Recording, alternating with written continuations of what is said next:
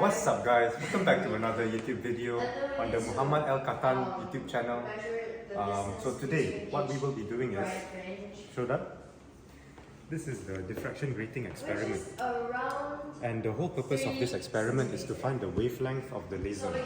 So, Aiden, how are we supposed to find the wavelength of the laser? Okay. So first, we start by finding the distance between the diffraction grating slit and the screen.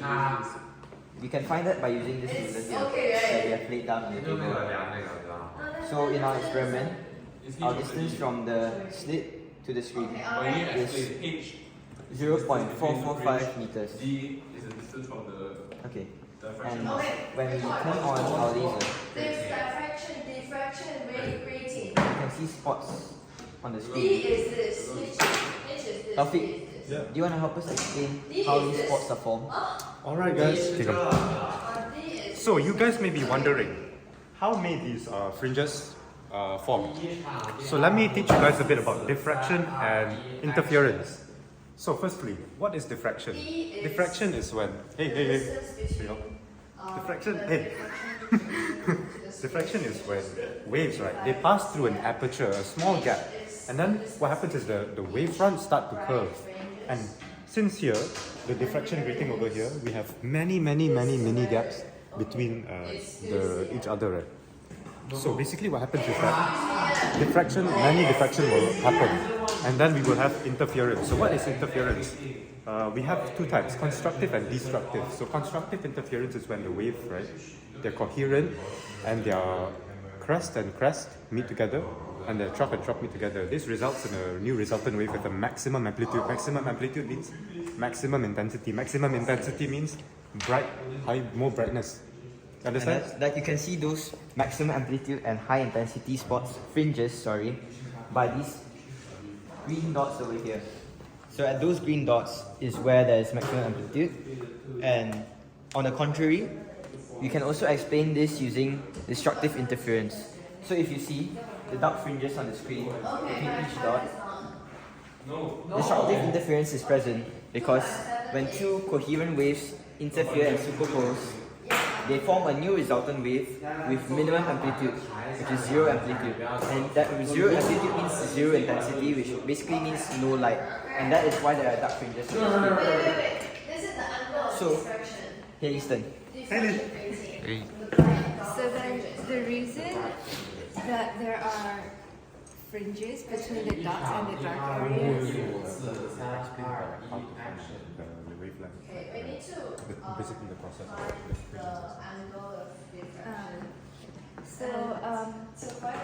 How to find the wavelength of the light using this diffraction grating experiment? We do that by measuring the distance between this diffraction grating and the screen over there, which is 0.445 meters.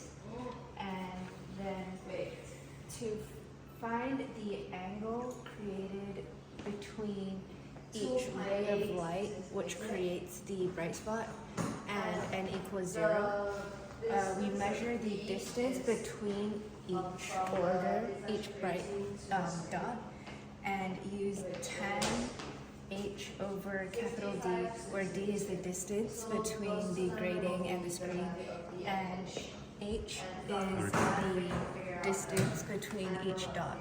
That gives the angle formed by the two rays. Alright, so as she was explaining, this is the equations that we use.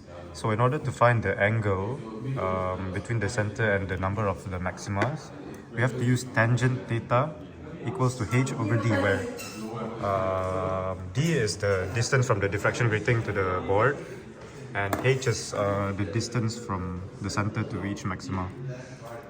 After we find the angle, we have to substitute it into this formula here in order to find the wavelength, which is the whole point of this experiment. We have to find the wavelength of the light.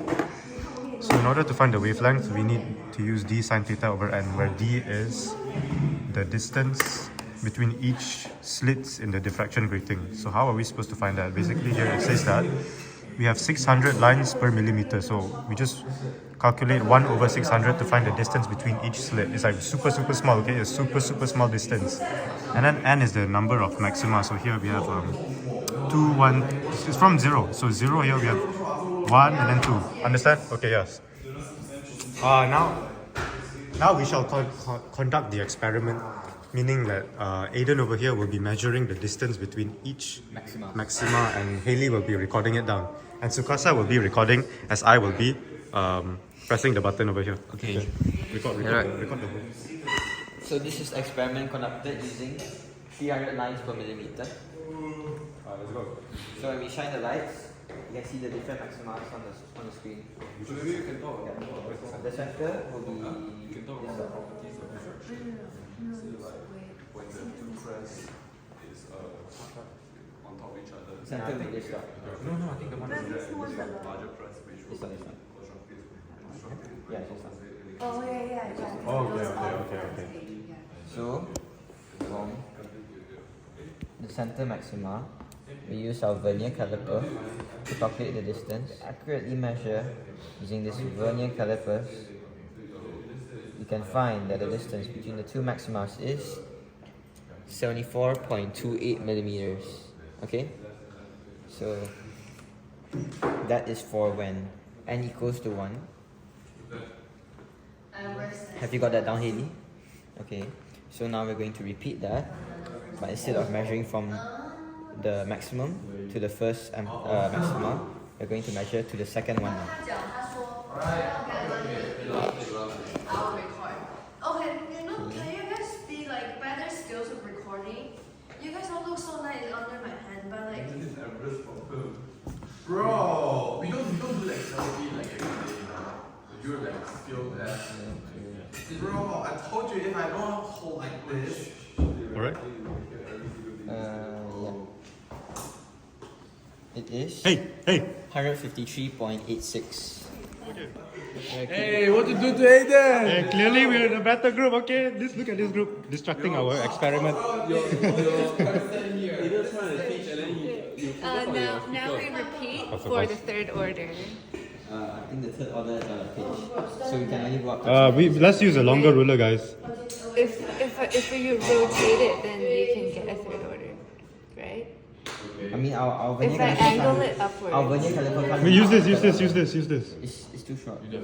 No, like, it can't read Can you the see the order. third one Look, from it here? can't read the third one. Oh, the vernier caliper is too short. Yeah. Oh, that's really dumb. Okay, that's it, guys. Wait, are you recording now? Yeah. Okay. That's the end of our experiment for the 309 Okay, gratings. let's wrap this up. Okay, record. So guys, Yo. so that's the diffraction grating experiment. So always remember to leave a like and subscribe to the Muhammad Al Katan Physicist YouTube channel.